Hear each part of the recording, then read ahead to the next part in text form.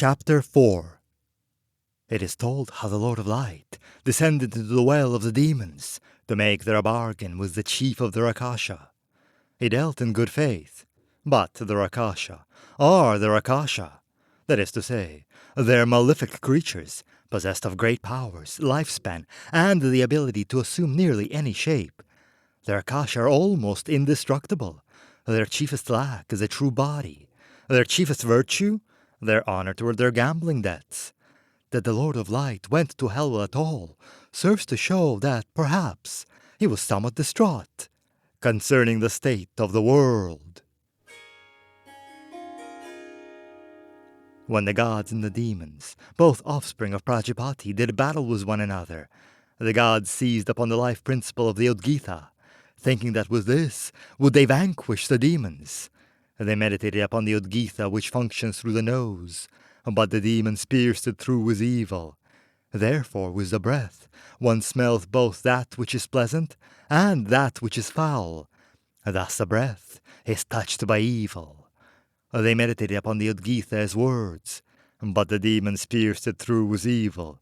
Therefore one speaks both truth and falsehood. Thus words are touched by evil. They meditated upon the Udgita, which functions through the eye, but the demons pierced it through with evil. Therefore one sees both that which is pleasing and that which is ugly. Thus the eye is touched by evil. They meditated upon the Udgita as hearing, but the demons pierced it through with evil. Therefore one hears both good things and bad. Thus the ear is touched by evil. Then did they meditate upon the Udgita as the mind, but the demons pierced it through with evil. Therefore one thinks what is proper, true and good, and what is improper, false and depraved. Thus the mind is touched by evil. Chandogya Upanishad 1, 2, 1-6. Hellwell lies at the top of the world, and it leads down to its roots. It is probably as old as the world itself, and if it is not, it should be, because it looks as if it were.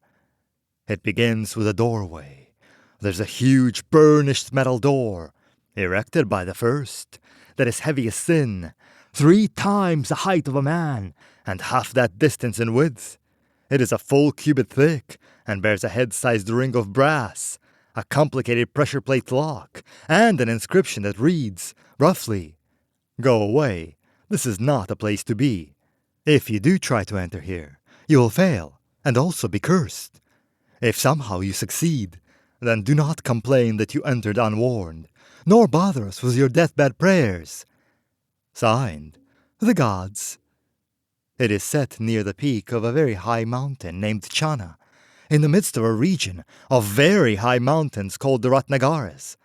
In that place, there's always snow upon the ground, and rainbows ride like fur on the backs of icicles, which sprout about the frozen caps of cliffs. The air is sharp as a sword. The sky is bright as the eye of a cat. Very few feet have ever trod the trail that leads to Hellwell. Of those who visited, most came only to look, to see whether the great door really existed. And when they returned home and told of having seen it, they were generally mocked. Telltale scratches about the lock plate testify that some have actually sought entrance. Equipment sufficient to force the great door could not be transported or properly positioned, however. The trail that leads to Hellwell is less than 10 inches in width for the final 300 feet of its ascent, and perhaps 6 men could stand, with crowding, upon what remains of the once wide ledge that faces the door. It is told that Penelal the sage, having sharpened his mind with meditation and divers asceticism, had divined the operation of the lock, and entered Hellwell, spending a day and a night beneath the mountain. He was thereafter known as Penelal the Mad. The peak known as Chana, which holds the great door, is removed by 5 days' journey from a small village. This is within the far northern kingdom of Malwa. This mountain village nearest to Chana has no name itself, being filled with a fierce and independent people, who have no special desire that their town appear on the maps of the Raja's tax collectors. Of the Raja, it is sufficient to tell that he is of middle height and middle years, shrewd, slightly stout, neither pious nor more than usually notorious, and fabulously wealthy. He is wealthy because he levies high taxes upon his subjects. When his subjects begin to complain, and murmurs of revolt run through the realm, he declares war upon a neighboring kingdom, and doubles the taxes. If the war does not go well, he executes several generals, and has his minister of peace negotiate the treaty. If, by some chance, it goes especially well, he exacts tribute for whatever insult has caused the entire affair. Usually, though, it ends in a truce, souring his subjects on fighting and reconciling them to the high tax rate. His name is Videga, and he has many children. He is fond of gak-birds, which can be taught to sing bawdy songs, of snakes, to which he occasionally feeds gak-birds who cannot carry a tune, and of gaming with dice. He does not especially like children. Helwell begins with the great doorway, high in the mountain, at the northernmost corner of Videga's kingdom, beyond which there are no other kingdoms of men. It begins there, and it corkscrews down through the heart of the mountain Chana, breaking like a corkscrew into vast cavernways uncharted by men, extending far beneath the Ratnagari range, the deepest passageways pushing down toward the roots of the world. To this door came the traveler. He was simply dressed, and he traveled alone, and he seemed to know exactly where he was going and what he was doing. He climbed the trail up Chana, edging his way along its gaunt face. It took him the better part of the morning to reach his destination, the door. When he stood before it, he rested a moment, took a drink from his water bottle, wiped his mouth on the back of his hand, smiled. Then he sat down with his back against the door and ate his lunch. When he had finished, he threw the leaf wrappings over the edge and watched them fall, drifting from side to side on the air currents until they were out of sight. He lit his pipe then and smoked. After he had rested, he stood and faced the door once again. His hand fell upon the pressure plate, moved slowly through a series of gestures. There was a musical sound from within the door as his hand left the plate. Then he seized upon the ring and drew back, his shoulder muscles straining. The door moved, slowly at first, then more rapidly. He stepped aside, and it swung outward, passing beyond the ledge. There was another ring, twin to the first, on the inner surface of the door. He caught at it as it passed him, dragging his heels to keep it from swinging so far as to place it beyond his reach. A rush of warm air emerged from the opening at his back. Drawing the door closed again behind him, he paused, only to light one of the many torches he bore. Then he advanced along the corridor that widened as he moved ahead. The floor slanted abruptly, and after 100 paces, the ceiling was so high as to be invisible. After 200 paces, he stood upon the lip of the well. He was now in the midst of a vast blackness, shot through with the flames of his torch. The walls had vanished, save the one behind him and to the right. The floor ended a short distance before him. Beyond that edge was what appeared to be a bottomless pit.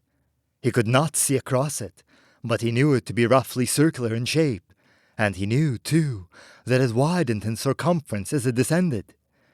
He made his way down along the trail that wound around the well wall, and he could feel the rush of warm air rising from out of the depths. This trail was artificial. One could feel this, despite its steepness. It was precarious, and it was narrow. It was cracked in many places, and in spots rubble had accumulated upon it. But its steady winding slant bespoke of the fact that there was purpose and pattern to its existence. He moved along this trail, carefully. To his left was the wall. To his right, there was nothing. After what seemed an age and a half, he sighted a tiny flicker of light far below him, hanging in midair. The curvature of the wall, however, gradually bent his way, so that this light no longer hung in the distance, but lay below and slightly to his right. Another twisting of the trail set it directly ahead of him.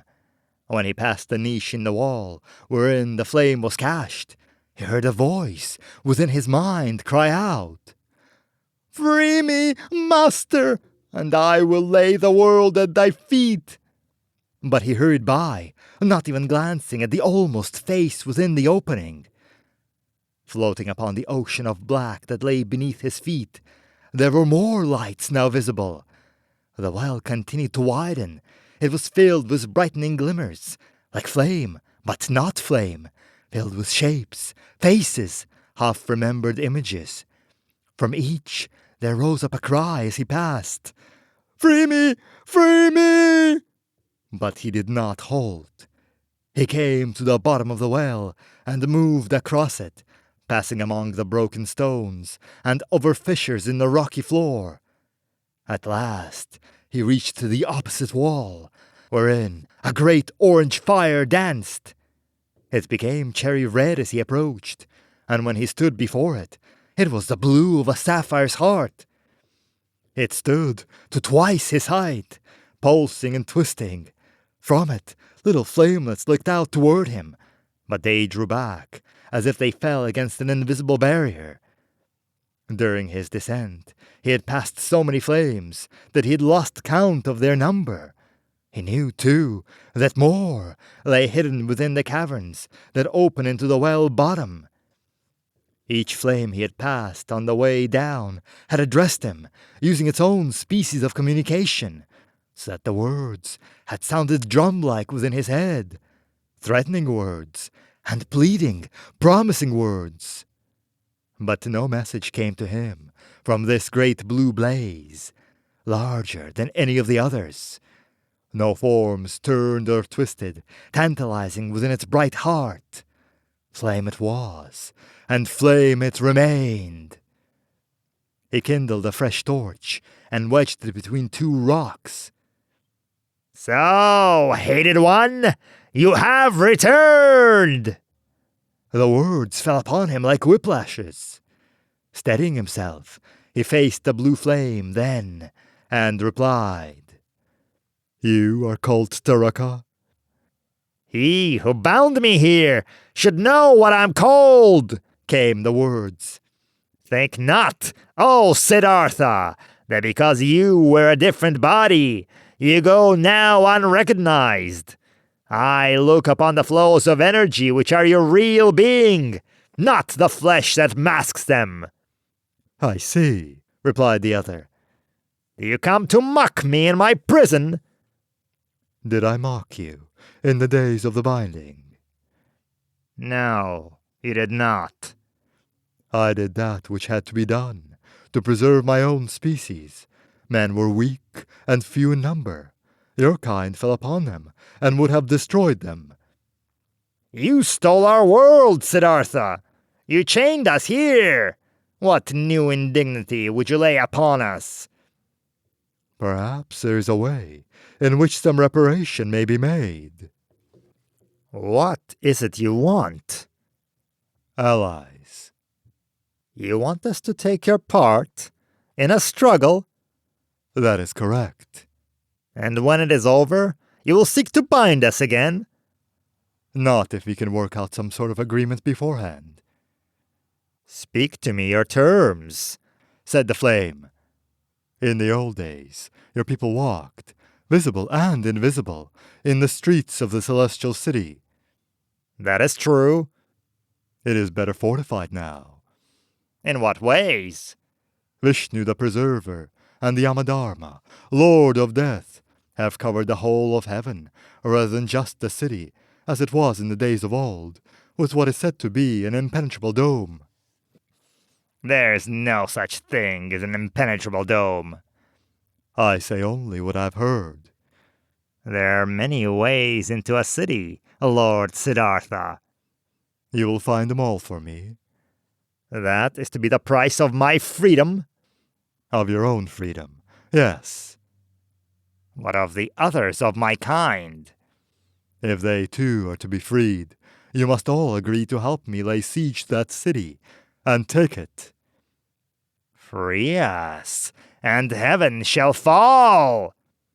You speak for the others. I am Taraka! I speak for all! What assurances do you give, Taraka, that this bargain will be kept? My word? I shall be happy to swear by anything you care to name. A facility with oaths is not the most reassuring quality in a bargainer, and your strength is also your biggest weakness in any bargaining at all. You are so strong as to be unable to grant to another the power to control you. You have no gods to swear by. The only thing you will honor is a gambling debt, and there are no grounds for gaming here. You possess the power to control us. Individually, perhaps, but not collectively. It is a difficult problem, said Taraka. I should give anything I have to be free. But then, all that I have is power. Pure power. In essence, uncommittable. A greater force might subdue it, but that is not the answer. I do not really know how to give you satisfactory assurance that my promise will be kept.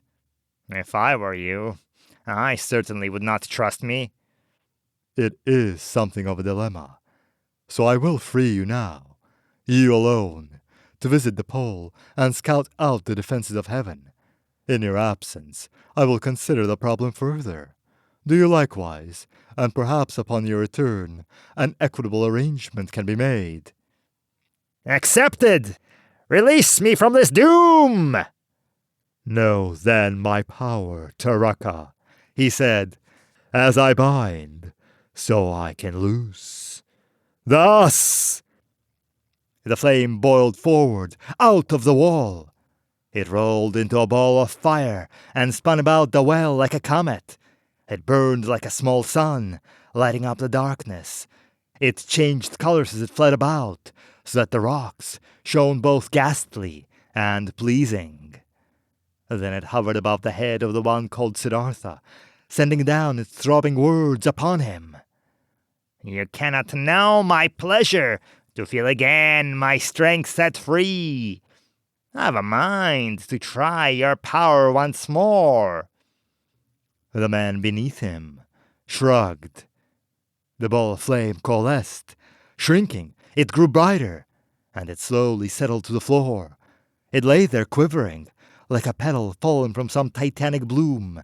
Then it drifted slowly across the floor of Hellwell and re-entered the niche. Are you satisfied? Asked Siddhartha. Yes, came the reply after a time. Your power is undimmed, Binder. Free me once more. I grow tired of this sport, Taraka. Perhaps I'd best leave you as you are, and seek assistance elsewhere. No! I gave you my promise! What more would you have? I would have an absence of contention between us. Either you will serve me now in this matter, or you will not. That is all. Choose, and abide by your choice, and your word.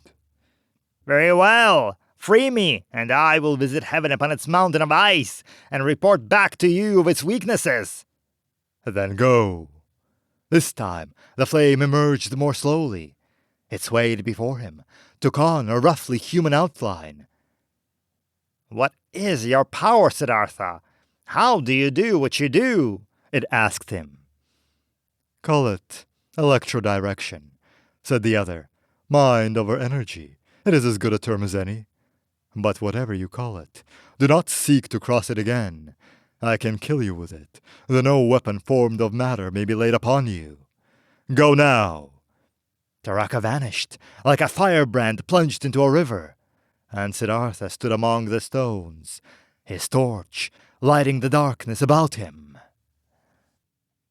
He rested, and a babble of voices filled his mind, promising, tempting, pleading.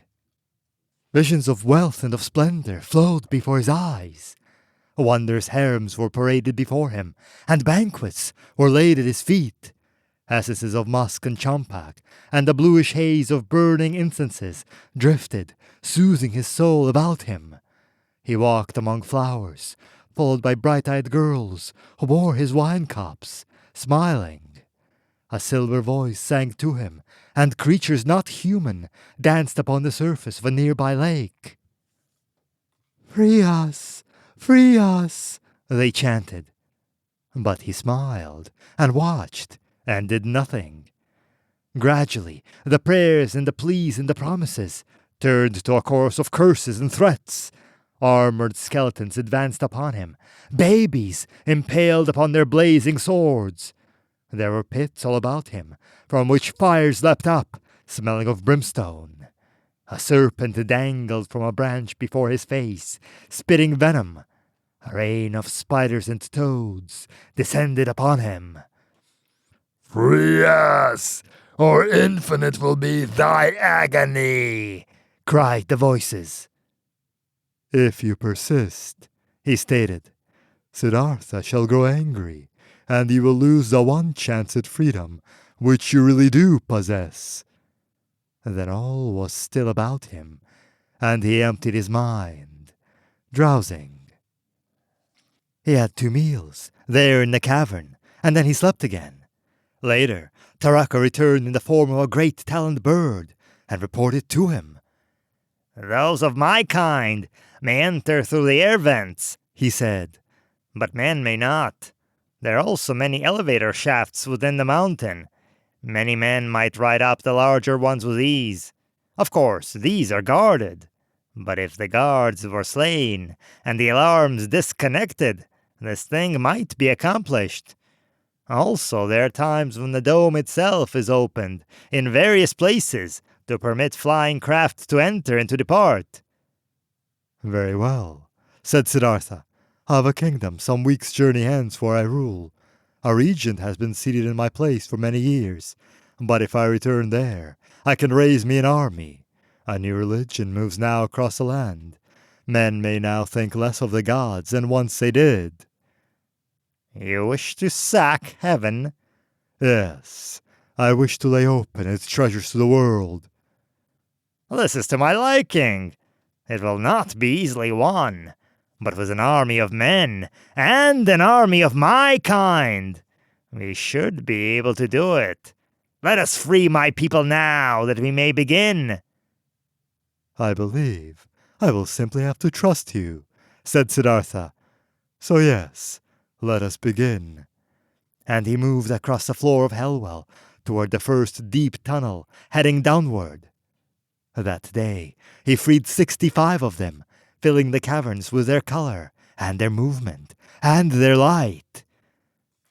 The air sounded with mighty cries of joy, and the noise of their passage, as they swept about Hellwell, changing shape constantly, and exulting in their freedom.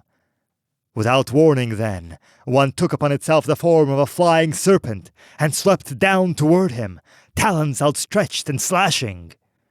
For a moment, his full attention lay upon it. It uttered a brief broken cry, and then it came apart, falling in a shower of blue-white sparks. Then these faded, and it was utterly vanished. There was silence in the caverns, and the lights pulsed and dipped about the walls. Siddhartha directed his attention toward the largest point of light, Taraka.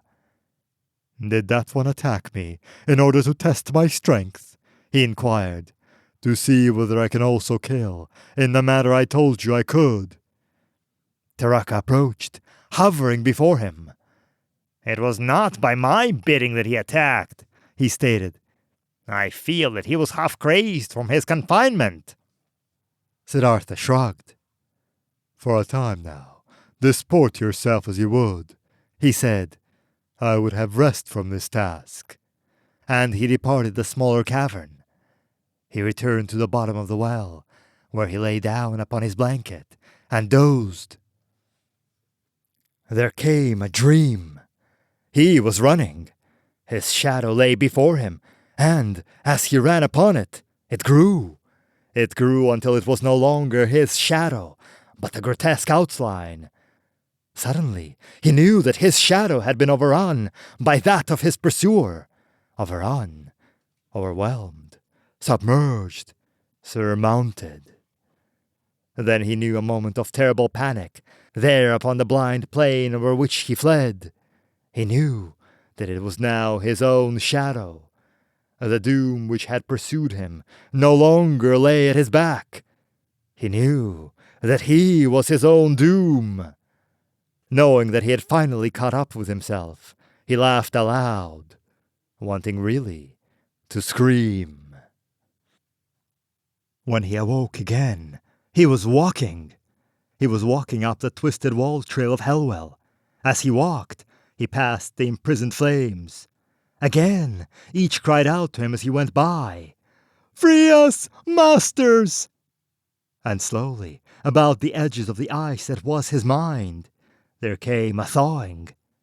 Masters! Plural, not singular. Masters, they had said. He knew then that he did not walk alone. None of the dancing, flickering shapes moved through the darkness about him, below him. The ones who had been imprisoned were still imprisoned. The ones he had freed were gone. Now he climbed the high wall of Hellwell, no torch lighting his way. But still, he saw. He saw every feature of the rocky trail, as though by moonlight. He knew that his eyes were not capable of this feat, and he had been addressed in the plural, and his body was moving, but not under the direction of his will. He made an effort to halt, to stand still. He continued to advance up the trail, and it was then that his lips moved, forming the words. "You've awakened, I see. Good morning." A question formed itself in his mind, to be immediately answered through his own mouth. "Yes, and how does it feel to be bound yourself, binder, in your own body?" Siddhartha formed another thought. I did not think any of your kind capable of taking control of me against my will, even as I slept. "To give you an honest answer," said the other, "neither did I. But then, I had at my disposal the combined powers of many of my kind. It seemed to be worth the attempt." And of the others, where are they? "Gone, to wander the world until I summon them." And what of these others who remain bound? Had you waited, I would have freed them also. "What care have I of these others? I am free now, and in a body again. What else matters?" I take it, then, that your promised assistance means nothing? "Not so," replied the demon. "We shall return to this matter in, say, a lesser moon or so. The idea does appeal to me. I feel that a war with the gods would be a very excellent thing. But first, I wish to enjoy the pleasures of the flesh for a time. Why should you begrudge me a little entertainment after the centuries of boredom and imprisonment that you've wrought?" I must admit, however, that I do begrudge you this use of my person. "Whatever the case, you must for a time put up with it. You too shall be in a position to enjoy what I enjoy, so why not make the best of it?"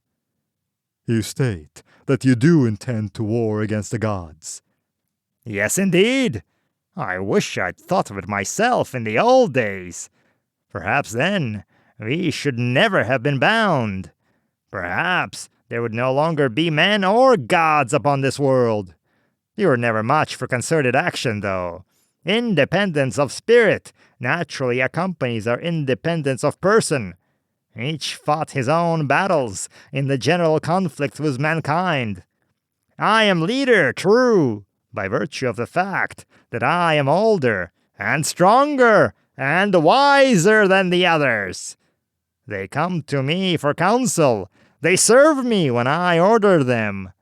But I have never ordered them all into battle. I shall, though, later. The novelty will do much to relieve the monotony." I suggest you do not wait, for there will be no later, Taraka. Why not? I came to Hellwell, the wrath of the gods swarming and buzzing at my back. Now, 66 demons are loose in the world. Very soon, your presence will be felt. The gods will know who's done this thing, and they will take steps against us. The element of surprise will be lost. We fought the gods in the days of old. And these are not the days of old, Taraka. The gods are stronger now, much stronger. Long have you been bound, and their might has grown over the ages.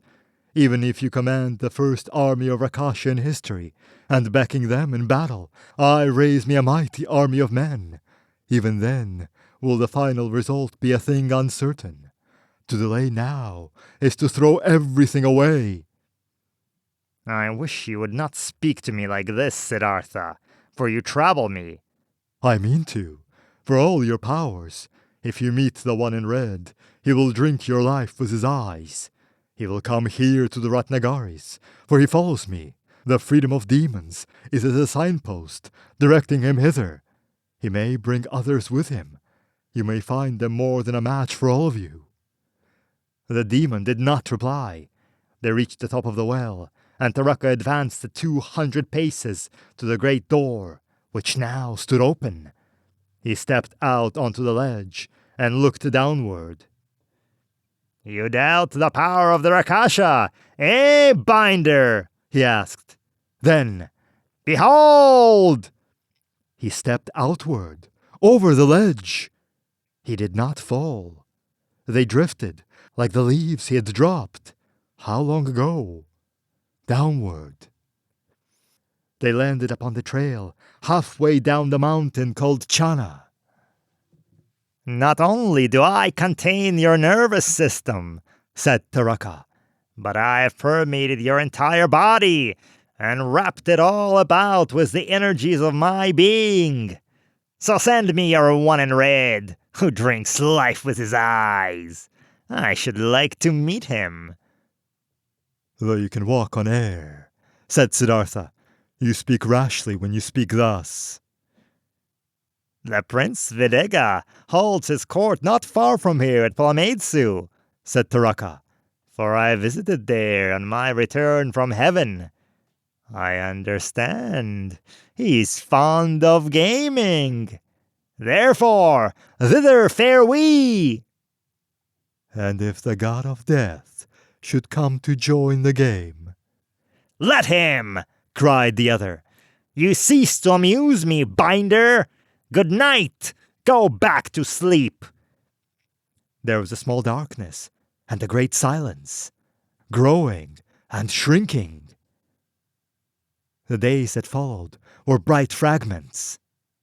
There would come to him snatches of conversation or song, colorful vistas of galleries, chambers, gardens, and once he looked upon a dungeon where men were hung upon racks, and he heard himself laughing. Between these fragments there came to him dreams and half-dreams. They were lighted with fire, they ran with blood and tears. In a dark and endless cathedral he rolled dice that were suns and planets. Meteors broke fire above his head. The comets inscribed blazing arcs upon a vault of black glass. There came to him a joy shut through with fear, and he knew it to be mainly that of the other. But it was partly his, too. The fear, that was all his. When Taraka drank too much wine, or lay panting on his wide, low couch in the harem, then was his grasp loosened somewhat upon the body that he had stolen. But Siddhartha was still weak with the mind bruise, and his body was drunk or fatigued, and he knew that the time had not yet come to contest the mastery of the demon lord. There were times when he saw, not through the eyes of the body that had once been his, but saw as the demon saw, in all directions, and stripped flesh and bone from those among whom he passed, to behold the flames of their being, colored with the hues and shapes of their passions, flickering with avarice and lust and envy, darting with greed and hunger, smoldering with hate, waning with fear and pain. His hell was a many-colored place, somewhat mitigated only by the cold blue blaze of a scholar's intellect, the white light of a dying monk, the rose halo of a noble lady who fled his sight, and the dancing simple colors of children at play. He stalked the high halls in the wide galleries of the royal palace at Palameitsu, which wore his winnings. The Prince Videga lay in chains in his own dungeon. Throughout the kingdom, his subjects were not aware that a demon now sat upon the throne. Things seemed to be the same as they had always been. Siddhartha had visions of riding through the streets of the town on the back of an elephant. All the women of the town had been ordered to stand before the doors of their dwellings. Of these, he chose those who pleased him and had them taken back to his harem. Siddhartha realized with a sudden shock that he was assisting in the choosing, disputing with Taraka over the virtues of this or that matron, maid, or lady.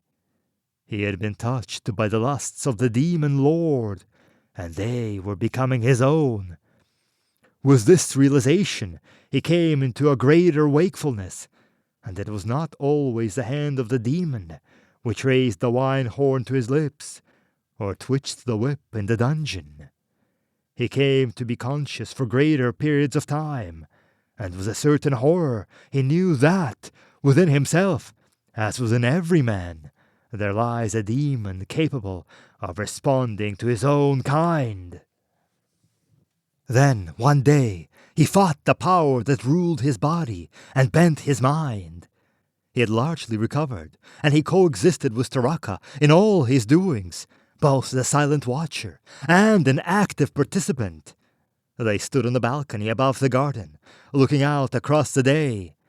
Taraka had, with a single gesture, turned all the flowers black. Lizard-like creatures had come to dwell in the trees and ponds, croaking and flitting among the shadows. The incenses and perfumes which filled the air were thick and cloying. Dark smokes coiled like serpents along the ground. There had been 3 attempts upon his life. The captain of the palace guard had been the last to try, but his blade had turned to a reptile in his hand, and struck at his face, taking out his eyes and filling his veins with a venom that had caused him to darken and to swell, to die, crying for a drink of water. Siddhartha considered the ways of the demon, and in that moment he struck. His power had grown again, slowly, since that day in Hellwell when last he had wielded it. Oddly independent of the brain of his body, as Yama had once told him, the power had turned like a slow pinwheel at the center of the space that was himself. It spun again faster, and he hurled it against the force of the other. A cry escaped Taraka, and a counter-thrust of pure energy came back at Siddhartha like a spear. Partly, he managed to deflect it, to absorb some of its force. Still, there was pain and turmoil within him, as the brunt of the attack touched upon his being. He did not pause to consider the pain, but struck again, as a spearman strikes into the darkened burrow of a fearsome beast. Again, he heard his lips cry out. Then the demon was building black walls against his power. But one by one, these walls fell before his onslaught. And as they fought, they spoke. "O man of many bodies," said Taraka, "why do you begrudge me a few days within this one? It is not the body you were born into, and you too do but borrow it for a time. Why then do you feel my touch to be a thing of defilement? One day you may wear another body, untouched by me. So why do you consider my presence a pollution, a disease? Is it because there is that within you which is like unto myself? Is it because you too know delight in the ways of the Rakasha, tasting the pain you cause like pleasure, working your will as you choose, upon whatsoever you choose? Is it because of this? because you too know and desire these things, but also bear that human curse called guilt. If it is, I mock you in your weakness, Binder, and I shall prevail against you." "It is because I am what I am, demon," said Siddhartha, hurling his energies back at him. "It is because I am a man who occasionally aspires to things beyond the belly and the phallus. I am not the saint the Buddhists think me to be, and I am not the hero out of legend. I am a man who knows much fear, and who occasionally feels guilt. Mainly, though, I am a man who set out to do a thing, and you are now blocking my way. Thus, you inherit my curse, whether I win or whether I lose now, Taraka. Your destiny has already been altered. This is the curse of the Buddha. You will never again be the same as once you were." And all that day they stood upon the balcony, garments drenched with perspiration. Like a statue they stood until the sun had gone down out of the sky, and the golden trail divided the dark bowl of the night. A moon leapt up above the garden wall. Later, another joined it. "What is the curse of the Buddha?" Taraka inquired, over and over again. But Siddhartha did not reply. He had beaten down the final wall, and they fenced now with energies, like flights of blazing arrows. From a temple, in the distance, there came a monotonous beating of a drum, and occasionally a garden creature croaked, a bird cried out, or a swarm of insects settled upon them, fed, and swirled away. Then, like a shower of stars, they came, riding upon the night wind, the freed of Hellwell, the other demons who had been loosed upon the world. They came in answer to Taraka's summons, adding their power to his own. He became as a whirlwind, a tidal wave, a storm of lightnings. Siddhartha felt himself swept over by a titanic avalanche, crushed, smothered, buried. The last thing he knew was the laughter was in his throat. How long it was before he recovered, he did not know. It was a slow thing this time, and it was in a palace where demons walked as servants that he woke up. When the last anesthetic wounds of mental fatigue fell away, there was strangeness about him. The grotesque revelries continued. Parties were held in the dungeons, where demons would animate corpses to pursue their victims and embrace them. Dark miracles were wrought, such as the grove of twisted trees which sprang from the marble flags of the throne room itself.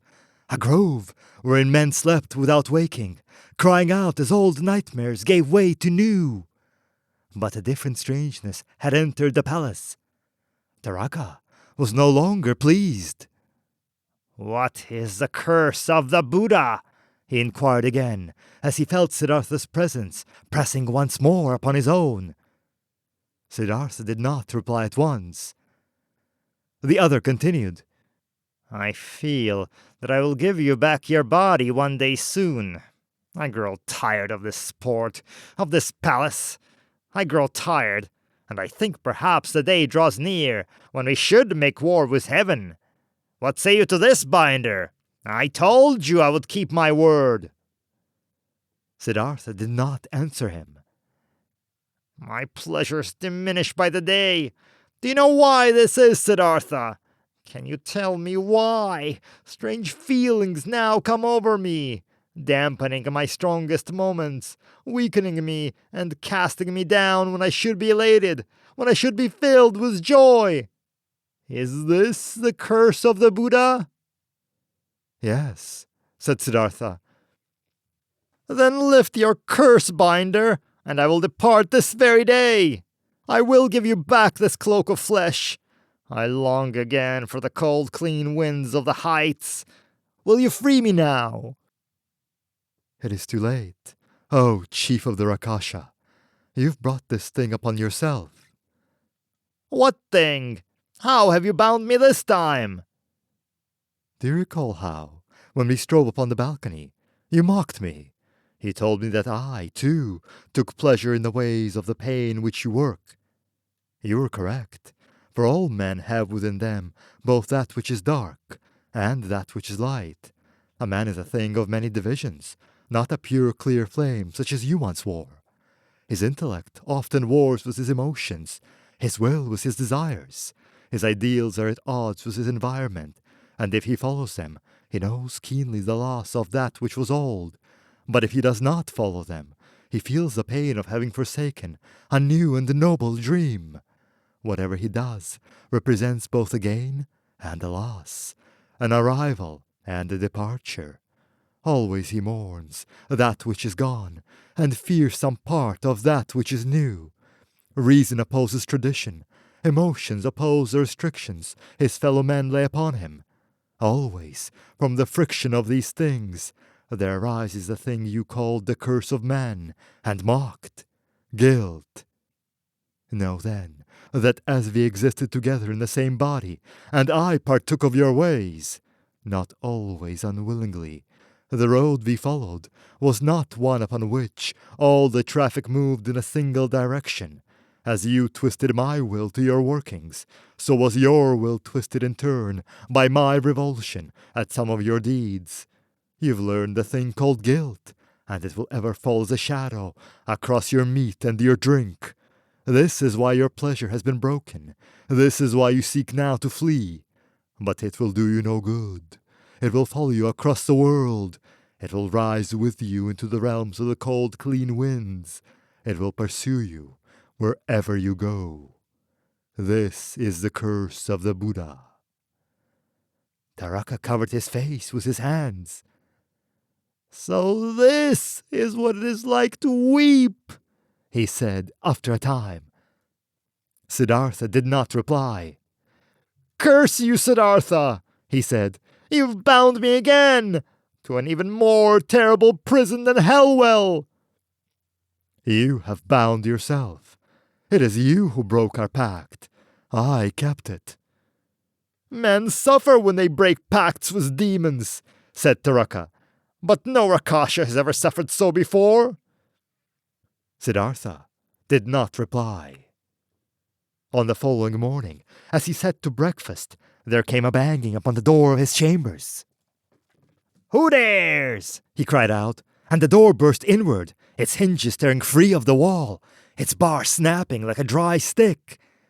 The head of a horned tiger, upon the shoulders of an ape, great hooves for feet, talons for hands. The Rakasha fell forward into the room, smoke emerging from his mouth as he became transparent for a moment, returned to full visibility, faded once more, returned again. His talons were dripping something that was not blood, and a wide burn lay across his chest. The air was filled with the odor of singed hair and charred flesh. Master, it cried, a stranger has come, asking audience of thee. And you did not succeed in convincing him that I was not available? Lord, a score of human guardsmen fell upon him, and he gestured. He waved his hand at them, and there was a flash of light, so bright that even the Rakasha might not look upon it. For an instant only it lasted, and they were all of them vanished, as if they had never existed. There was also a large hole in the wall behind where they had stood. There was no rubble, only a smooth, clean hole. And then you fell upon him. Many of the Rakasha sprang for him, but there was that about him which repels us. He gestured again, and 3 of our own kind were gone, vanished in the light he hurls. I did not take the full force of it, but was only grazed by his power. He sent me, therefore, to deliver his message. I can no longer hold myself together. With that, he vanished, and a globe of fire hung where the creature had lain. Now his words came into the mind, rather than being spoken across the air. He bids you to come to him without delay, else he says he will destroy the palace. Did the 3 whom he burnt also take on their own forms? No, replied the Rakasha. They are no more. Describe the stranger, ordered Siddhartha, forcing the words through his own lips.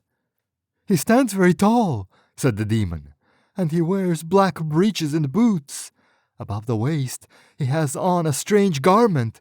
It is like a seamless white glove upon his right hand only, which extends all the way up his arm and across his shoulders, wrapping his neck and rising tight and smooth about his entire head.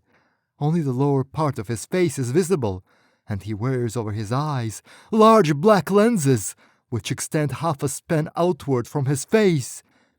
At his belt, he wears a short sheath of the same white material as the garment, not containing a dagger, however, but a wand. Beneath the material of his garment, where it crosses his shoulders and comes up upon his neck, there is a hump, as if he wears there a small pack. Lord Agni, said Siddhartha, you've described the god of fire. Aye, this must be, said the Rakasha, for as I looked beyond his flesh to see the colors of his true being, I saw there a blaze, like unto the heart of the sun. If there be a god of fire, then indeed this must be he. Now we must flee, said Siddhartha, for there's about to be a great burning. We cannot fight with this one, so let us go quickly. I do not fear the gods, said Taraka, and I should like to try the power of this one. You cannot prevail against the Lord of Flame, said Siddhartha. His fire wand is invincible. It was given him by the death god. Then I shall wrest it from him and turn it against him. None may wield it without being blinded and losing a hand in the process. This is why he wears that strange garment. Let us waste no more time here. I must see for myself, said Taraka. I must. Do not let your newfound guilt force you into flirting with self-destruction. Guilt, said Taraka. That puny knowing mind rattle which you taught me. No, it is not guilt, Binder. It is that where once I was supreme. Save for yourself, new powers have arisen in the world. The gods were not this strong in the old days, and if they have indeed grown in power, then that power must be tested by myself. It is of my nature, which is power, to fight every new power which arises, to either triumph over it or be bound by it. I must test the strength of Lord Agni to win over him. But we are two within this body. That is true. If this body be destroyed, then will I bear you away with me, I promise. Already have I strengthened your flames after the manner of my own kind. If this body dies, you will continue to live as a Rakasha. Our people once wore bodies too, and I remember the art of strengthening the flames, so that they may burn independent of the body. This has been done for you, so do not fear. Thanks a lot. Now, let us confront the flame and dampen it! They left the royal chambers and descended the stair. Far below, prisoner in his own dungeon, Prince Videga whimpered in his sleep. They emerged from a door that lay behind the hangings in the back of the throne. When they pushed aside these hangings, they saw that the great hall was empty, save for the sleepers within the dark grove, and the one who stood in the middle of the floor, white arm folded over bare arm, a silver wand caught between the fingers of his gloved hand. See how he stands, said Siddhartha. He is confident of his power, and justly so. He is Agni of the Lokapalas. He can see to the farthest unobstructed horizon, as though it lies at his fingertips. And he can reach that far. He is said one night to have scored the moons themselves with that wand. If he but touches its base against the contact within his glove, the universal fire will leap forward with a blinding brilliance, obliterating matter and dispersing energies which lie in its path. It is still not too late to withdraw. Agni! He heard his mouth cry out. You have requested an audience with the one who rules here. The black lances turned toward him. Agni's lips curled back to vanish into a smile, which dissolved into words. I thought I'd find you here, he said, his voice nasal and penetrating. All that holiness got to be too much, and you had to cut loose, eh? Shall I call you Siddhartha, or Tathagata, or Mahasamatman, or just plain Sam? You fool, he replied. The one who was known to you as the binder of demons, by all or any of those names, is bound now himself. You have the privilege of addressing Taraka of the Rakasha, Lord of Hellwell. There was a click, and the lenses became red. Yes, I perceive the truth of what you say, answered the other. I look upon a case of demonic possession. Interesting. Doubtless cramped also. He shrugged, and then added, But I can destroy two as readily as one. Think you so? inquired Taraka, raising both arms before him. As he did, there was a rumbling, and the black wood spread in an instant across the floor, engulfing the one who stood there, its dark branches writhing about him. The rumbling continued, and the floor moved several inches beneath their feet. From overhead, there came a creaking and the sound of snapping stone. Dust and gravel began to fall. Then there was a blinding flash of light, and the trees were gone, leaving short stumps and blackened smudges upon the floor. Was a groan and a mighty crash. The ceiling fell. As they stepped back through the door that lay behind the throne, they saw the figure, which still stood in the center of the hall, raise his wand directly above his head and move it in a tiny circle. A cone of brilliance shone upward, dissolving everything it touched. A smile lay upon Agni's lips as the great stones rained down, none falling anywhere near him. The rumbling continued, and the floor cracked, and the walls began to sway. They slammed the door, and Sam felt a rushing giddiness as the window, which a moment before had lain at the far end of the corridor, flashed past him. They coursed upward and outward through the heavens, and a tingling, bubbling feeling filled his body, as though he were a being of liquid through whom an electrical current was passing. Looking back was the sight of the demon, who saw in all directions. He beheld Palameitsu, already so distant that it could have been framed and hung upon the wall as a painting. On the high hill at the center of the town, the palace of Videga was falling in upon itself, and great streaks of brilliance, like reversed lightning bolts, were leaping from the ruin into the heavens. "That is your answer, Taraka," he said. "Shall we go back and try his power again?" I had to find out, said the demon. "Now let me warn you further. I did not jest when I said he can see to the farthest horizon. If he should free himself soon and turn his gaze in this direction, he will detect us. I do not think you can move faster than light, so I suggest you fly lower and utilize the terrain for cover."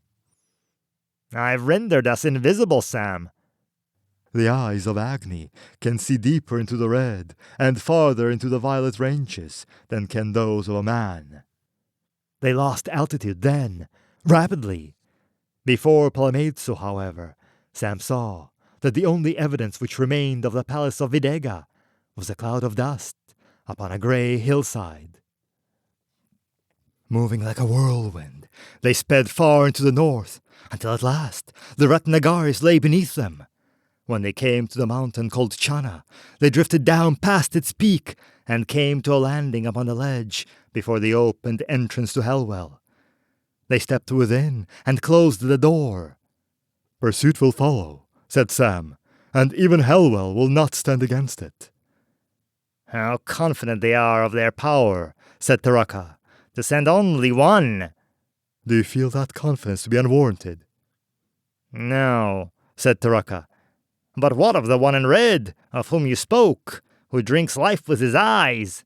Did you not think they would send Lord Yama rather than Agni?" "Yes," said Sam, as they moved back toward the well. "I was sure that he would follow, and I still feel that he will. When last I saw him, I caused him some distress. I feel he would hunt me anywhere. Who knows? He may even now be lying in ambush at the bottom of Hellwell itself. They came to the lip of the well and entered upon the trail. "He does not wait within," Taraka announced. "I would even now be contacted by those who wait, bound, if any but the Rakasha had passed this way." "He will come," said Sam, "and when the one in red comes to Hellwell, he will not be stayed in his course." "But many will try," said Taraka. "There is the first." The first flame came into view in its niche beside the trail. As they passed it, Sam freed it, and it sprang into the air like a bright bird and spiraled down the well. Step by step they descended, and from each niche fire spilled and flowed outward.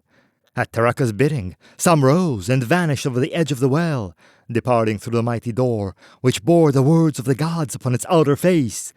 When they reached the bottom of the well, Taraka said, "Let us free those who lie locked in the caverns also." So they made their way through the passages and deep caverns, freeing the demons locked therein. Then, after a time, how much time he could never tell, they had all been freed. The Rakasha assembled then about the cavern, standing in great phalanxes of flame, and their cries all came together into one steady ringing note, which rolled and beat within his head, until he realized, startled at the thought, that they were singing. "Yes," said Taraka. "It is the first time in ages that they have done so." Sam listened to the vibrations within his skull, catching something of the meaning behind the hiss and the blaze, the feeling that accompanied it, falling into words and stresses that were more familiar to his own mind. "We are the legions of Hellwell damned, the banished ones of fallen flame. We are the race undone by men, so men we curse, forget his name. This world was ours before the gods, in days before the race of men, and when the men and gods have gone, this world will then be ours again. The mountains fall, the seas dry out, the moons shall vanish from the sky, the bridge of gods will one day fall, and all that breathes must one day die. But we of Hellwell shall prevail, when fail the gods, when fail the men. The legions of the damned die not. We wait to rise again." Sam shuddered as they sang on and on, recounting their vanished glories, confident of their ability to outlast any circumstance, to meet any force with the cosmic judo of a push and a tug and a long wait, watching anything of which they disapproved turn its strength upon itself and pass. Almost, in that moment, he believed that what they sang was truth, and that one day there would be none but the Rakasha flitting about the pocked landscape of a dead world. Then he turned his mind to other matters and forced the mood from him. But in the days that followed, and even on occasion, years afterward, it returned to plague his efforts and mock his joys, to make him wonder, know guilt, feel sadness, and so be humbled. After a time, one of the Rakasha who had left earlier re-entered and descended the well. He hovered in the air and reported what he had seen. As he spoke, his fires flowed into the shape of a Tau cross. "This is the form of that chariot," he said, "which blazed through the sky and then fell, coming to rest in the valley beyond South Peak." "Binder, do you know this vessel?" asked Taraka. "I've heard it described before," said Sam. "It is the thunder chariot of Lord Shiva." "Describe its occupant," he said to the demon. "There were 4, Lord." "4?" "Yes. There is the one you've described as Agni, Lord of the Fires. With him is one who wears the horns of a bull, set upon a burnished helm. His armor shows like aged bronze, but it is not bronze. It is worked about with the forms of many serpents, and it does not seem to burden him as he moves. In his one hand he holds a gleaming trident, and he bears no shield before his body." "This one is Shiva," said Sam. "And walking with these two, there comes one, all in red, whose gaze is dark. This one does not speak, but occasionally his glances fall upon the woman who walks by his side to his left. She is fair of hair and complexion, and her armor matches his red. Her eyes are like the sea, and she smiles often, with lips the color of the blood of men. About her throat she wears a necklace of skulls. She bears a bow, and upon her belt is a short sword. She holds in her hands a strange instrument, like a black scepter ending in a silver skull that is also a wheel." "These two be Yama and Kali," said Sam. "Now hear me, Taraka, mightiest of the Rakasha, while I tell you what moves against us. The power of Agni you know full well, and of the one in red I've already spoken. Now she who walks at the left hand of death bears also the gaze that drinks the life it beholds. Her scepter wheel screams like the trumpets that signal the ending of the Yuga, and all who come before its wailing are cast down and confused. She is as much to be feared as her lord, who is ruthless and invincible. But the one with the trident is the lord of destruction himself. It is true that Yama is king of the dead, and Agni lord of the flames. But the power of Shiva is the power of chaos. His is the force that separates atom from atom, breaking down the forms of all things upon which he turns it. Against these four, the freed might of Hell itself cannot stand. Therefore, let us depart this place immediately, for they are almost assuredly coming here." "Did I not promise you, Binder," said Taraka, "that I would help you to fight the gods?" "Yes, but that of which I spoke was to be a surprise attack. These have taken upon themselves their aspects now, and have raised up their attributes. Had they chosen, without even landing the thunder chariot, Chana would no longer exist, but in the place of this mountain there would be a deep crater, here in the midst of the Ratnagaris. We must flee to fight them another day." "Do you remember the curse of the Buddha?" asked Taraka. "Do you remember how you taught me of guilt, Siddhartha?" "I remember, and I feel I owe you this victory. I owe you something for your pains, and I will give these gods into your hands in payment." "No! If you would serve me at all, do it at another time than this. Serve me now by bearing me away from this place, far and fast."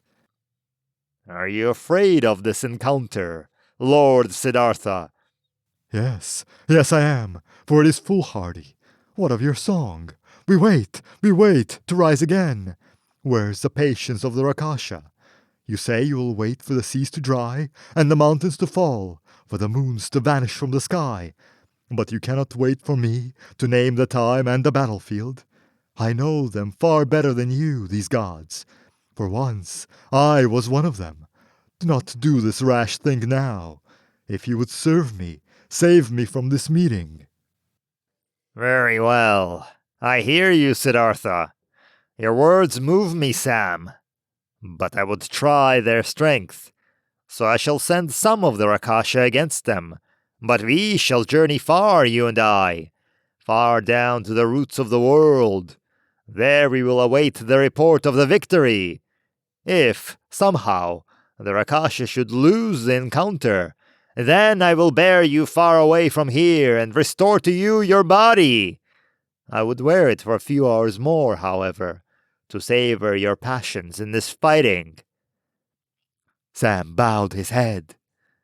"Amen," he said, and with a tingling, bubbling sensation, he felt himself lifted from the floor and borne along the vast cavernways, uncharted by men.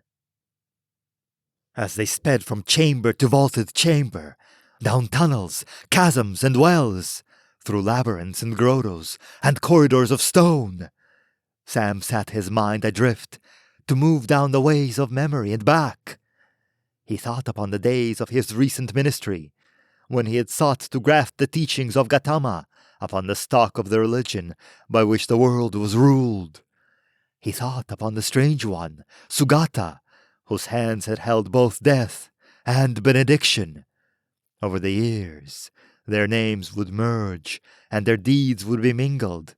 He had lived too long not to know how time stirred the pots of legend. There had been a real Buddha. He knew that now.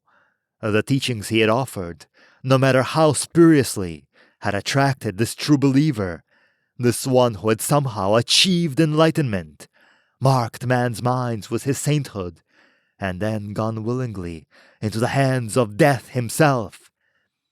Tathagata and Sugata would be part of a single legend, he knew, and Tathagata would shine in the light shed by his disciple.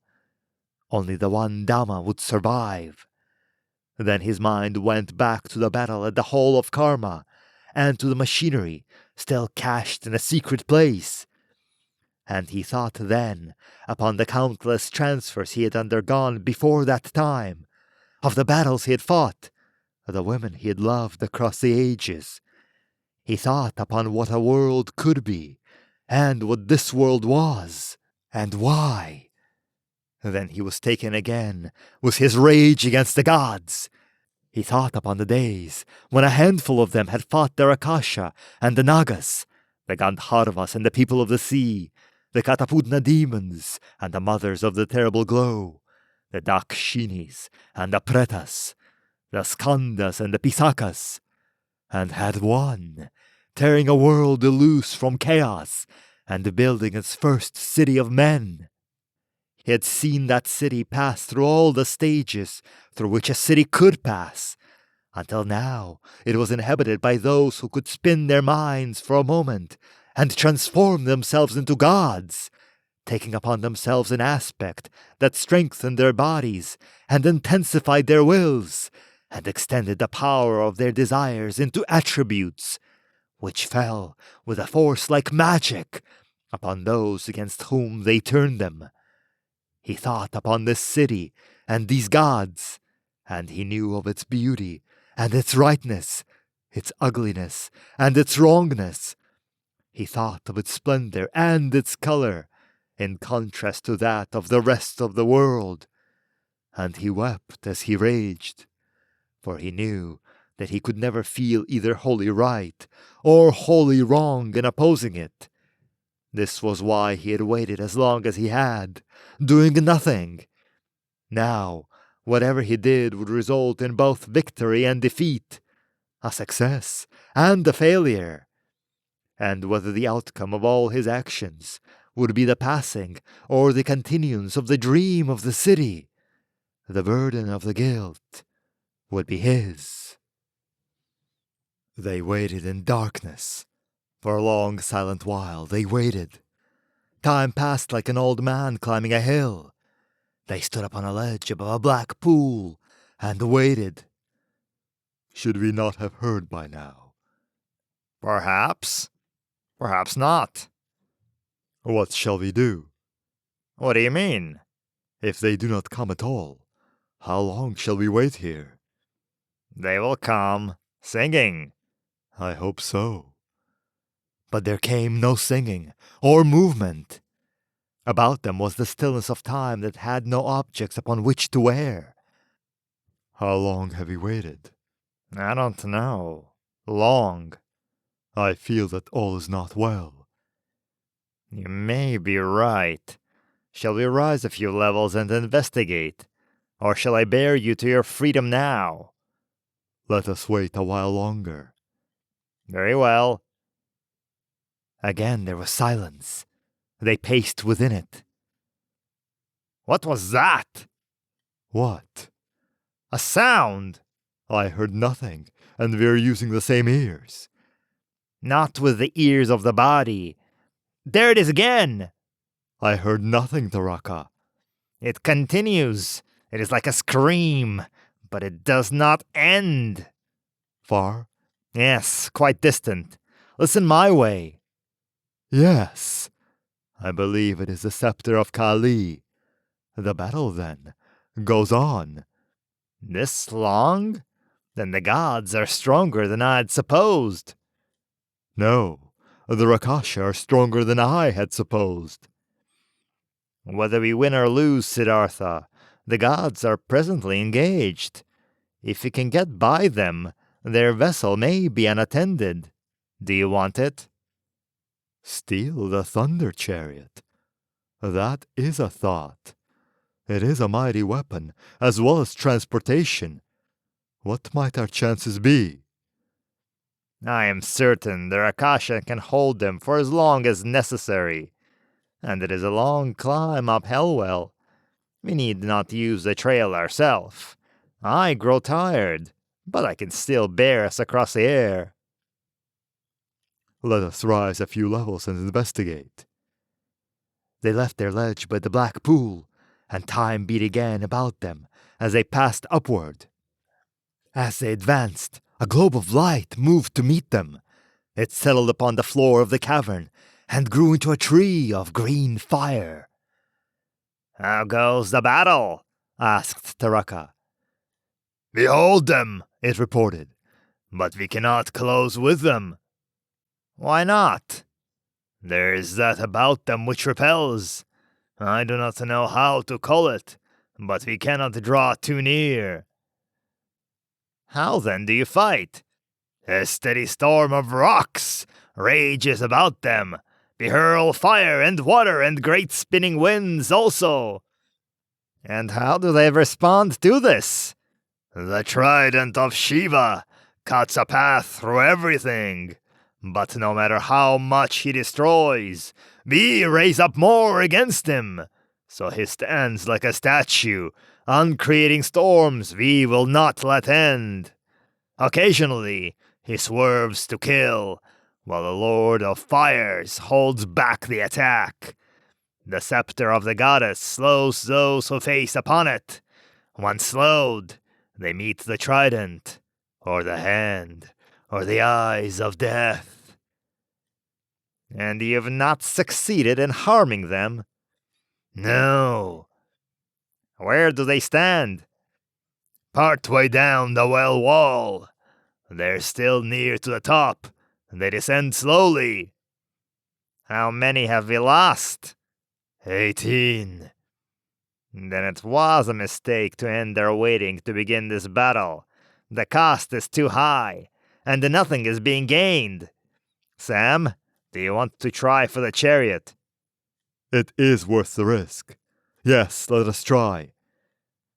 Go then, he instructed the Rakasha, who branched and stayed before him.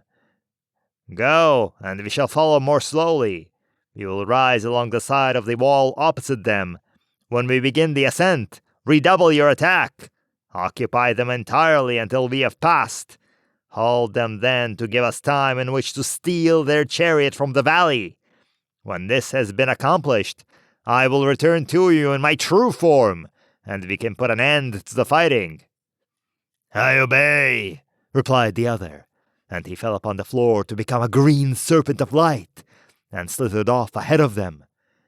They rushed forward, running part of the way, to conserve the strength of the demon for the final necessary thrust against gravitation. They had journeyed a great distance beneath the Ratnagaris, and the return trip seemed endless. Finally, though, they came upon the floor of the well, and it was lighted sufficiently so that, even with the eyes of his body, Sam could see clearly about him. The noise was deafening. If he and Taraka had had to rely upon speech for communication, there would have been no communication. Like some fantastic orchid upon an ebon bough, the fire bloomed upon the wall of the well. As Agni waved his wand, it changed its shape, writhing. In the air, like bright insects, danced the Rakasha. The rushing of winds was one loudness, and the rattling of many stones was another. Above it all was the ululating cry of the silver skull wheel, which Kali waved like a fan before her face. And this was even more terrible when it rose beyond the range of hearing, but still screamed. Rocks split and melted and dissolved in midair. their white-hot fragments leaping like sparks from a forge, out and downward. They bounced and rolled, and glowed redly in the shadows of Hellwell. The surrounding walls of the well were pocked and gouged and scored in the places where the flame and the chaos had touched. "Now," said Taraka, "we go!" They rose into the air and moved up the side of the well. The power of the Rakasha's attack increased, to be answered with an intensified counterattack. Sam covered his ears with his hands, but it did no good against the burning needles behind his eyes, which stirred whenever the silver skull swept in his direction.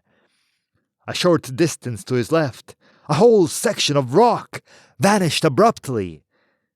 "They have not detected us," said Taraka. "Yet," answered Sam, "that accursed fire god can look through a sea of ink to spot a shifting grain of sand.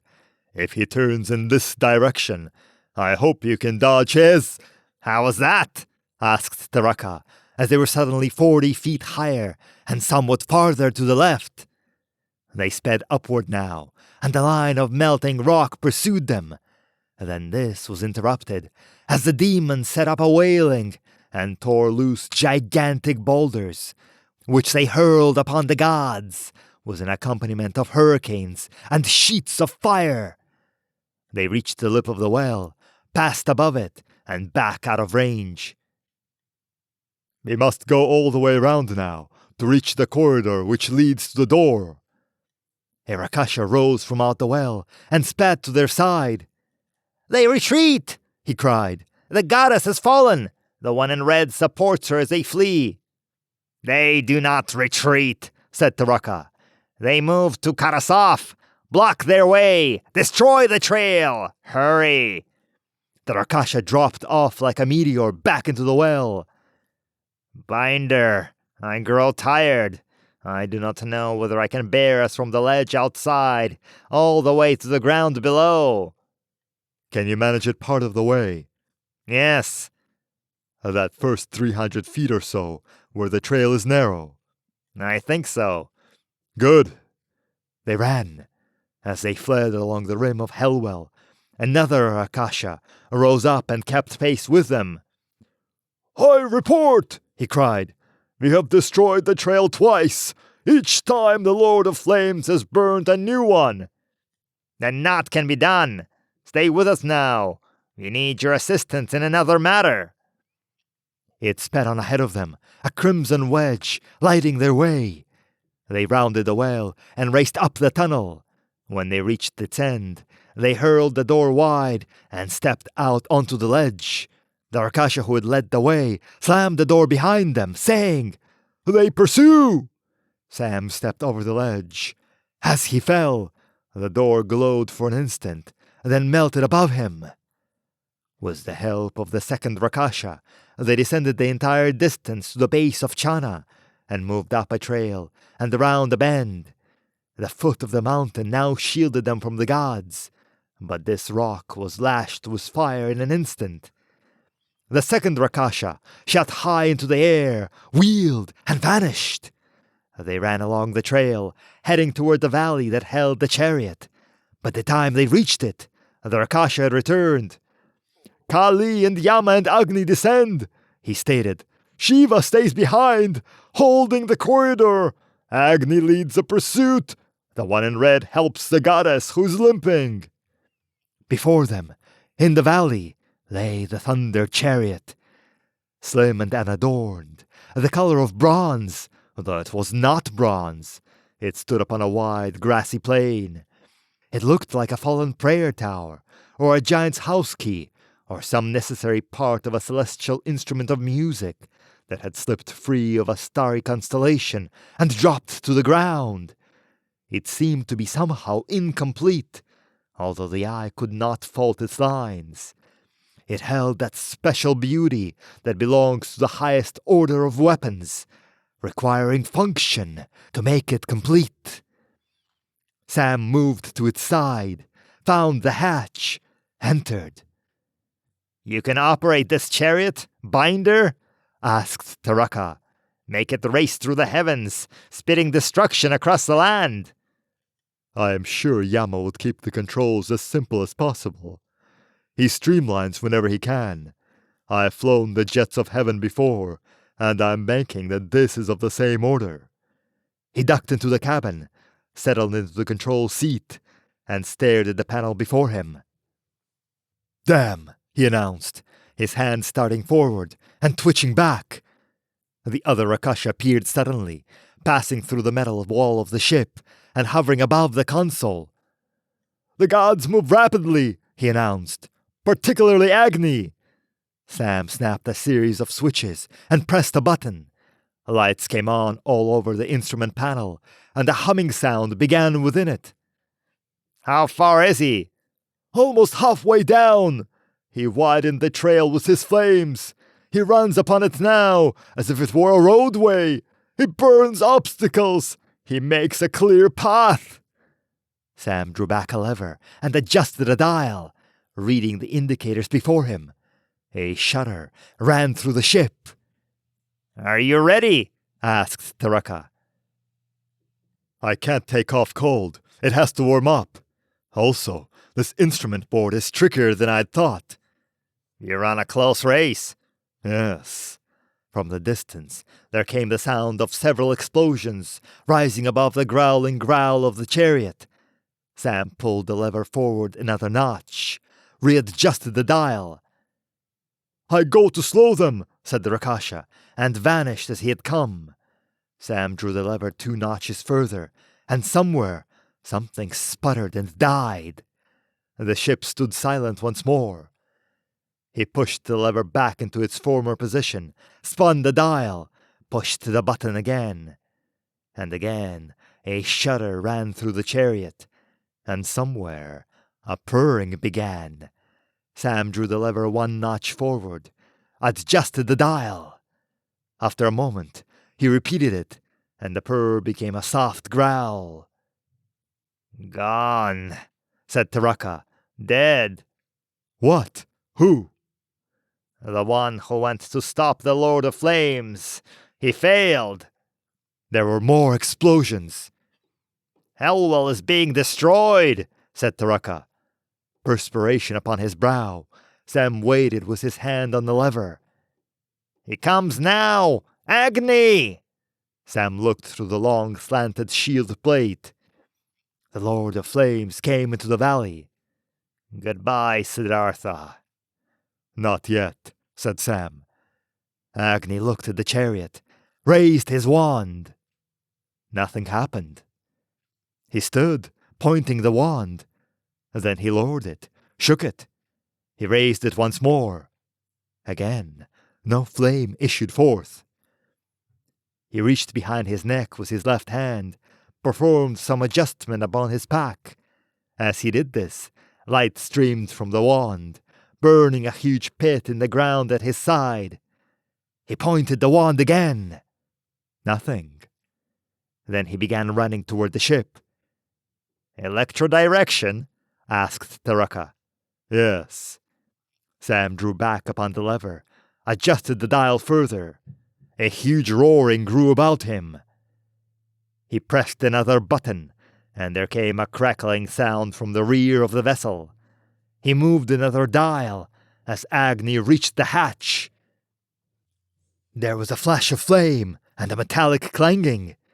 He rose from his seat and moved out of the cabin and into the corridor. Agni had entered, and he pointed the wand. Do not move! Sam! Demon! He cried, above the roar of the engines, and as he spoke, his lenses clicked red, and he smiled. Demon, he stated. Do not move, or you and your host will burn together. Sam sprang upon him. Agni fell easily when he struck, for he had not believed that the other would reach him. Short circuit, eh? Said Sam, and he hit him across the throat. Or sunspots, and he struck him in the temple. Agni fell to his side, and Sam hit him a final blow with the edge of his hand, just above the collarbone. He kicked the wand the length of the corridor, and as he moved to close the hatch, He knew that it was too late. "Go now, Taraka," he said. "This is my fight from here on. You can do nothing more." "I promised my assistance." "You've none to give now. Go out while you still can." "If such is your will, but I have a final thing to say to you." "Save it. Next time I'm in the neighborhood." "Binder, it is this thing I have learned from you. I am sorry. There was a terrible twisting, wrenching sensation within his body and mind as the death gaze of Yama fell upon him and struck deeper than his own being. Kali, too, looked into his eyes, and as she did so, she raised her screaming scepter. It was like the lifting of one shadow and the falling of another. "Goodbye, Binder," came the words within his mind. Then the skull began its screaming. He felt himself falling. There was a throbbing. It was within his head. It was all about him. He was awakened by throbbing, and he felt himself covered with aches, as with bandages. There were chains upon his wrists and his ankles. He was half-seated on the floor of a small compartment. Beside the doorway sat the one in red, smoking. Yama nodded, said nothing. "Why am I alive?" Sam asked him. "You live for the purposes of keeping an appointment made many years ago in Mahartha," said Yama. "Brahma is particularly anxious to see you once again." "But I am not especially anxious to see Brahma." "Over the years, that has become somewhat apparent." "I see you got out of the mud all right." The other smiled. "You're a nasty man," he said. "I know. I practice." "I gather your business deal fell through." "Unfortunately, yes." "Perhaps you can try recouping your losses. You're halfway to heaven." "Think I'd have a chance?" "You just might. Times change. Brahma could be a merciful god this week." "My occupational therapist told me to specialize in lost causes." Yama shrugged. "What of the demon?" Sam asked. "The one who was with me." "I touched it," said Yama. "Hard. I don't know whether I finished it or just drove it away. But you needn't worry about it again. I doused you with demon repellent. If the creature still lives, it will be a long time before it recovers from our contact. Maybe never." "How did it happen in the first place? I thought you were the one man immune to demonic possession." "So did I. What's demon repellent?"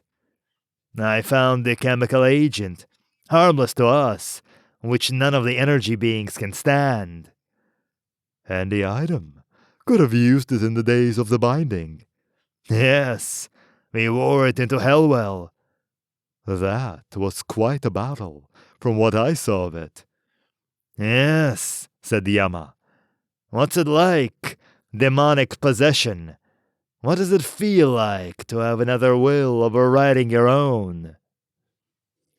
"It is strange," said Sam, "and frightening, and rather educating at the same time." "In what ways?" "It was their world first," said Sam. "We took it away from them.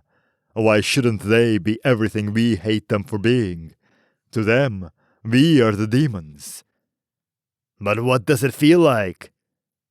"To have one's will overridden by that of another, you should know." Yama's smile vanished, then returned.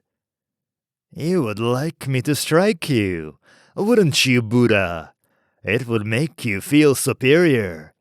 Unfortunately, I'm a sadist, and I will not do it." Sam laughed.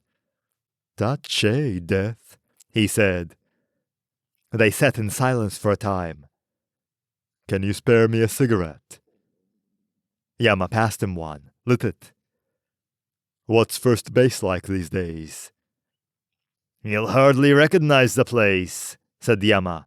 If everyone in it were to die at this moment, it would still be perfect 10,000 years from now. The flowers would still bloom, and the music would play, and the fountains would ripple the length of the spectrum. Warm meals would be laid within the garden pavilions. The city itself is immortal. A fitting abode, I suppose, for those who call themselves gods. Call themselves? Asked Yama. You're wrong, Sam. Godhood is more than a name. It is a condition of being. One does not achieve it merely by being immortal, for even the lowest laborer in the fields may achieve continuity of existence. Is it then the conditioning of an aspect? No, any competent hypnotist can play games with the self-image. Is it the raising up of an attribute? Of course not. I can design machines more powerful and more accurate than any faculty a man may cultivate. Being a god is the quality of being able to be yourself to such an extent that your passions correspond with the forces of the universe, so that those who look upon you know this without hearing your name spoken. Some ancient poet said that the world is full of echoes and correspondencies.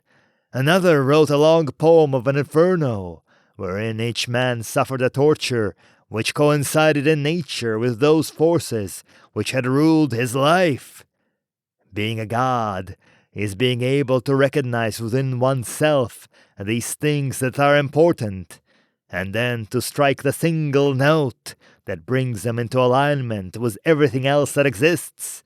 Then, beyond morals or logic or aesthetics, one is wind or fire, the sea, the mountains, rain, the sun or the stars, the flight of an arrow, the end of a day, the clasp of love. One rules through one's ruling passions. Those who look upon gods and say, without even knowing their names, he is fire, she is dance, he is destruction, she is love. So, to reply to your statement, they do not call themselves gods. Everyone else does, though. Everyone who beholds them. So they play that on their fascist banjos, eh? You choose the wrong adjective. You've already used up all the others. It appears our minds will never meet on this subject. If someone asks you why you're oppressing a world, and you reply with a lot of poetic crap, no, I guess there can't be a meeting of the minds. Then let us choose another subject for conversation. I do look upon you, though, and say, he is death. Yama did not reply. Odd ruling passion. I've heard that you were old before you were young. You know this to be true. You were a mechanical prodigy and a weapons master. You lost your boyhood in a burst of flame, and you became an old man that same day. Did death become your ruling passion in that moment? Or was it earlier, or later? It does not matter, said Yama. Do you serve the gods because you believe what you said to me? Or because you hate the larger portion of humanity? I did not lie to you. Then death is an idealist. Amusing. Not so. Or could it be, Lord Yama, that neither guess is correct, that your ruling passion... You've mentioned her name before, said Yama, in the same speech wherein you likened her to a disease. You were wrong then, and you're still wrong. I do not care to hear that sermon over again. And since I am not, at the moment, sinking in quicksand, I will not. Peace, said Sam. But tell me, do the ruling passions of the gods ever change? Yama smiled. The goddess of dance was once the god of war. So it would seem that anything can change. When I have died the real death, said Sam, then will I be changed. But until that moment, I will hate heaven with every breath that I draw. If Brahma has me burned, I will spit into the flames. If he has me strangled, I will attempt to bite the executioner's hand. If my throat is cut, may my blood rust the blade that does it. Is that a ruling passion? You're good God material, said Yama. Good God, said Sam. Before whatever may happen happens, said Yama, I've been assured that you will be permitted to attend the wedding. Wedding? You and Kali? Soon? At the full of the lesser moon, replied Yama. So whatever Brahma decides, at least I can buy you a drink before it occurs. For that I thank you, Death God. But it has always been my understanding that weddings are not made in heaven. That tradition is about to be broken, said Yama. No tradition is sacred. Then good luck, said Sam. Yama nodded, yawned, lit another cigarette. By the way, said Sam, what is the latest vogue in celestial executions? I ask, purely for informational purposes. Executions are not held in heaven, said Yama, opening a cabinet and removing a chessboard.